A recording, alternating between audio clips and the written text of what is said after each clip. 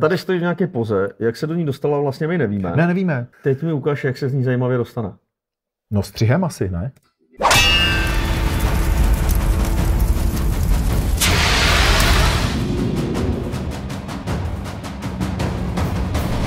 Ahoj, je tady zase Zdenál a Borek a jsme tady s dalším rozebíráním šermu ve filmu. Takže, co máme teď? Máme tady akční scénu ze seriálu Ring of Power, což by mělo navazovat nějakým způsobem na Lotra, Lord of the Rings. Jo, to jsou ty nový nový zkratky. A nový Pán prstenů. Nevím o tom vůbec nic, jenom jeden z našich diváků nám vlastně poslal odkaz na tuto scénu, ať se na ní podíváme, takže nemám žádný pozadí, o co jde, proč to jde, jak to jde, a jenom víme, že je tam nějaká akční scéna, na kterou bychom se měli kouknout a říct, co si myslíme, tak snad to bude dobrý. A seriál si taky neviděl. Ne. Tak taky ne. Tak uvidíme, třeba na něj dostaneme chuť teď. Tak playu. But for you, I will keep it strong and simple. Stab, twist, gut. Come at me. We will see who can score flesh. Anyone that does, I will promote to lieutenant.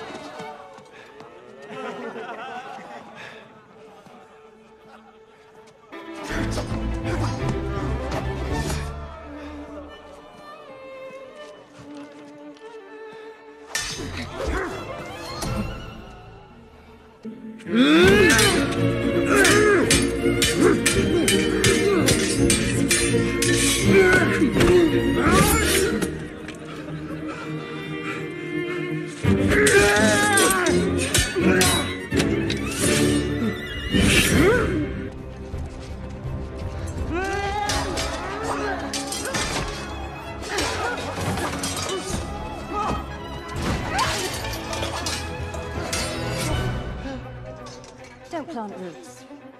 Keep moving.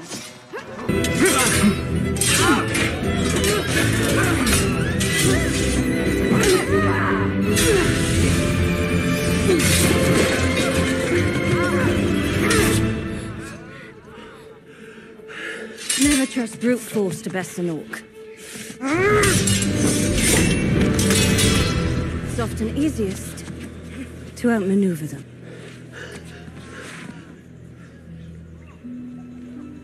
Well done, Lieutenant.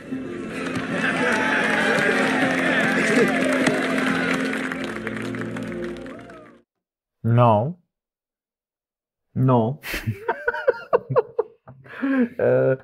Popravdě já nevím, co si o tom mám myslet. Jsou tam věci, které nejsou špatné, a jsou tam věci, které jsou strašné. A ta hlavní hrdinka, jestli jsem pochopil, tak je to Galadriel. Jmenuje se to tak, ten soubor. Tak vlastně ona v jednu chvíli ukazuje, že je vlastně nelidsky rychlá, má nelidský reakce, kdy proti ní si stoupne protivník, který si stoupne tak, že z místa zaútočí na dosah a ona mu z místa uhne. Což znamená, že ona musí mít nelidský reflexy a je abnormálně rychlá, abnormálně dynamická. Tohle nám ukážou na začátku souboje. A v půlce souboje, nebo řekněme ve 2/3 toho souboje, když proti ní jdou všichni, tak je jak zpomalený šnek prostě. Prostě všichni jsou dvakrát tak rychlejší než ona. Když tam někoho zahazuje, tak máte pocit, že kdyby ten chlap neměl, já nevím, prostě jako kdyby nebyl na bolonku a nevážil pouhých 0,5 kilogramu, tak ho neodhodí. Jo? Je to takový, já vlastně nevím, co si o tom mám myslet. Protože na jednu stranu ukážou, že ona je prostě nelidsky rychlá, nelidsky šikovná. Ten začátek prostě, ten je pěkný. Jo? Kdy ona ukazuje, jak je rychlá, prostě vyhne se, uhne mu, a ten jeden proti jednomu, ten začátek je fakt slušná věc, postavili nějakou jakože mystiku, že ona je extrémně rychlej bojovník, staví na tom, uhejbá vlastně těm ranám a v tom samém jakoby, mu tam ukazuje, že tady máš, tady bych tě zasáhla, je to hezký. Pak začne bojovat proti skupině a vymění tuhle šikovnou, schopnou, dynamickou hrdinku za nějakou línou, pomalou, divnou, jako jo, co neumí šermovat, nevím, no. Počkej, já to tam zkusím najít. Jako, jasně, najednou, jako ona, když bojuje proti jednomu, tak je velmi aktivní, pracuje s prostorem a v momentě, kdy je tam okolní skupinka, tak vlastně stojí na místě a neschopní jsou hlavně oni. Jo, přesně no, tak. Jako, no. že to tam je, no, že jako... No, to zahození, takový divnej otočení. A tak vzhledem k tomu, jak rychle dokáže hnout, tak musí být strašně silná. No tak v takovémhle malém pohybu tu sílu asi ona má. Ne, ale já taky o tom něco řeknu. Neviděl jsem ten Ring of Power, nebo jak se to jmenuje, takže neviděl jsem to, ale vlastně ten souboj mě bude znít asi hrozně divně, co řeknu, ale mě to vlastně nebaví. Protože já se koukám na superhrdinku typu Kapitán Marvel, která vlastně, když teď budu mluvit chvíli o Kapitána Marvel, tak ona vlastně na celý zemi nemá protivníka. Dokáže pohnout planetou, odletět někam, dokáže úplně všechno, proletět nepřátelskou loď a celou jí zničit. A já mám tady úplně ten samý pocit. To znamená, on jí nikdo neohrozil, ona si dělá, co chce, kdy chce, jak chce, vždycky jí to vyjde. To je Matrix s mečem, jo? Že vlastně a tím, že ona je o tak strašně moc nahoře, tak já se o ní v tom souboji nebojím, což je v pořádku, je to cvičný souboj, takže já se o ní nemusím bát. Nebojím se ani o ty protivníky, protože ona je natolik nad věcí, že ona nejenom, že je nezraňuje, ale ona od nich končí 5 cm. Ona, i když mu přiloží ten meč na krk, tak je od něj vlastně jako v nějakým distancu, takže z tohohle pohledu vlastně jakoby přicházím o to, že se nebojím o hrdinku, přicházím o to, že se nebojím o ty lidi, kteří na ní nabíhají, což je v pořádku, je to tréninkový souboj, ale pak mě tam musí bavit něco jiného. Mm-hmm. A to bavit něco jiného, tak bych chtěl něco vidět. To znamená, chtěl bych vidět nějakou super techniku na čepeli. Třeba. Nebo chtěl bych vidět to, že ona je nejenom přešermuje, ale že je dokáže vymyslím si, tancem, že někoho dokáže hodit na zem, že po někom dokáže vyběhnout. Chtěl bych tam vidět nějakou akrobatiku, chtěl bych tam vidět něco, co mě bude bavit. Mm-hmm. Jo. Ale já tady vlastně mám superhrdinu, lidi, kteří se učí šermovat, nebo možná to jsou elfové, vím já, nepoznám to. A to je vlastně všechno a to tam mám 2,5 minuty. Podle mě to vlastně nikam, víš, jak to myslím, jako nikam to nevede. Jo, oni na začátku postaví nějakou laťku a na ní mě donutějí koukat se 2,5 minuty nebo 3. Já to teda jako žvejknu, ale vlastně... To já si právě myslím, že je to ještě naopak. Oni na začátku postaví laťku a pak pod ní klesnou. Jako, jo? Jasně. Že kdyby jako postavil tu laťku, že ukázal, že ona fakt jakože je rychlá a vlastně ona nepotřebuje s nima šermovat, protože oni jsou pod její úroveň. A kdyby tím způsobem udělala tu hromadku, že to neočarmuje, že ukáže to, co dělá na začátku, všem uhne, prostě proplete se tam mezi nima, prostě, jo, a v podstatě donutí, aby sekali jeden na druhého, že on na ní sekne, ona mu uhne, jo, mezi tím ho zezadu prostě postrčí mečem a takovýhle. A v tom stylu, ve kterém rozjeli to jeden na jednoho, kdyby pokračovali v té hromadce, tak řekneš, to je dobrý. A kdyby do toho ještě začala přidávat nějaký tričky, že uchych je víc, jako, tak začne dělat nějaký frajeřinky, jako víc je posílat proti sobě, vyskočí, kopne ho do hlavy. Jako něco oživit tu choreografii. Oživit tu choreografii, přesně. Tam jediný, řekněme, oživení bylo, kdy tam udělala ten záklon a oni po ní sekají a ona udělá zpomalený záklon. Jako. A pak ještě tam rozsekla tu síť, co na ně spadla, ale jako to je málo. No a řekněme si, tu síť rozsekla tím, že se ze záklonu narovnala s divnýma rukama. Zrovna předtím tam seká na pokrčených rukou, jak největší ňuníněk, no. A nabízí se samozřejmě logická otázka, byly-li to cvičné zbraně, jak to, že rozsekla síť. Ale možná to jsou cviční ostrý zbraně. No, ale to. A pak ještě v té hromadce jedna věc mi tam jako tahala za oči, ale jako jasně, to je už... Nevím úplně přesně, jak to bylo postavené tady, nevím, jak dobrý nebo špatný vlastně mají být tyhle ty novicové, nebo jako ty lidi, co se tady učí šermovat, ale vlastně Oni ani jeden nemají ukončený pohyb, že jo? Takže oni všichni zaútočej a v momentě, kdy skončí sek, tak furt ještě běžejí dopředu, aby ona jako je mohla někam usměrnit.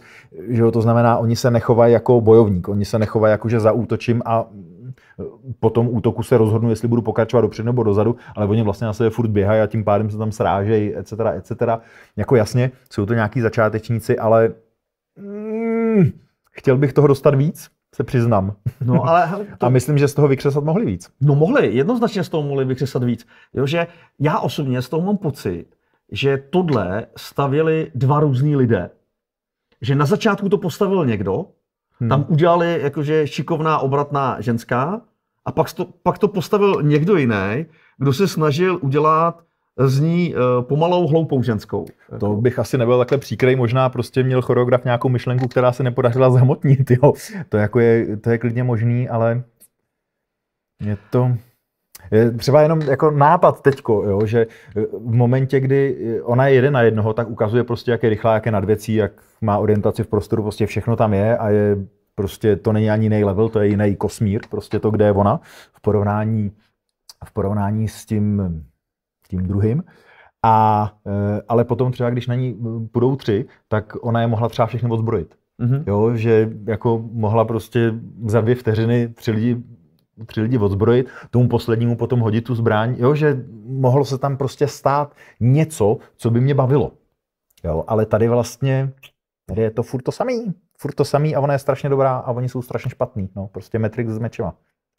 Já právě nemám ten pocit, že je dobrá. Když je tam ta hromadka, tak z ní vlastně nemám ten pocit, že je dobrá. Protože... No, ale nikdo ji ani neškráp a ona dokážela zabít kdykoliv kohokoliv. No. Nikdo ji ani neškráp, protože ona je špatná a oni jsou ještě horší. Jako, jo, že tam najednou ztrácíš ten pocit, že ona je dobrá. Protože ona se... Počkej, já ten kus pustím, jestli nemá jako... ty ukončený pohyby, nepohybuje se nějak jakože dobře.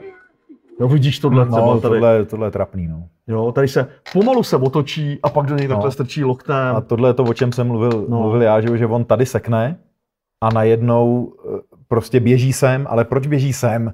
No, aby ho ona mohla zastavit mečem, že jo? Víš, jak to myslím? Kdo mu dal tuhle energii? Jako já, když seknu, tak nepřepadnu 3 metry dopředu. No, jedno odzbrojení, ale netechnický, že jo? Prostě mu vzala tesák.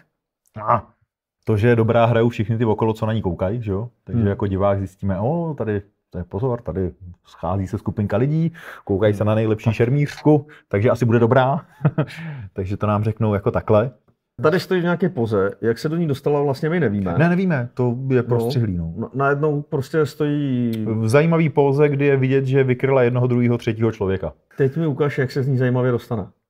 No střihem asi, ne? No, střihem. No.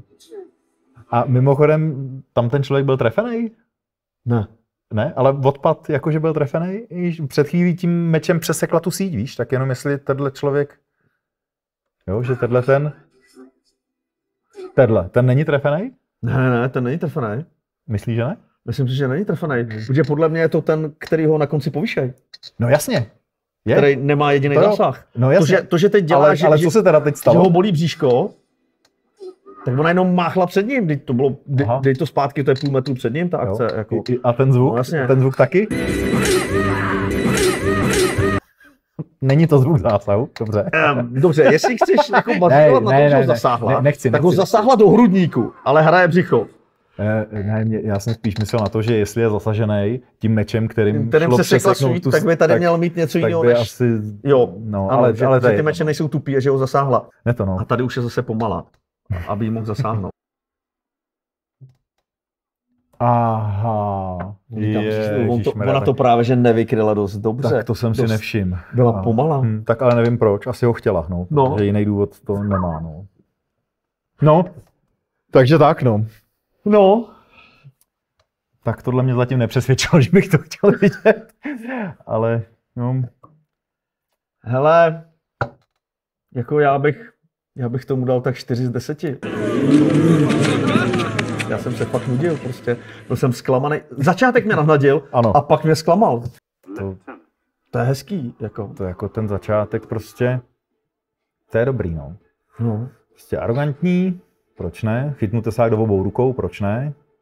A zase krásně ohýbá. Tenhle začátek je fakt pěkný. Jo, tohle... Teď se to zkazí. Uvidíme, třeba bude chtít někdo rozebrat ještě nějaký souboj a třeba mě to navnadí. A řekni mě to hodnocení? Nenavnadil, já se ho bojím říct. Hele, tak prosím vás, ten souboj je tak dobrý, že se Borek bojí říct, že tomu dává 2 z 10. To ne, to bych dal asi víc, protože aspoň něco se tam děje. Jako tady já mám mnohem větší, jako mě tady mnohem víc šle ta dramaturgie. Jo, že vlastně oni tam něco šermujou, ale je to, pro mě je to nuda, no. Prostě neběží to někam, no. 3,5. 3,5 z 10, 4 z 10.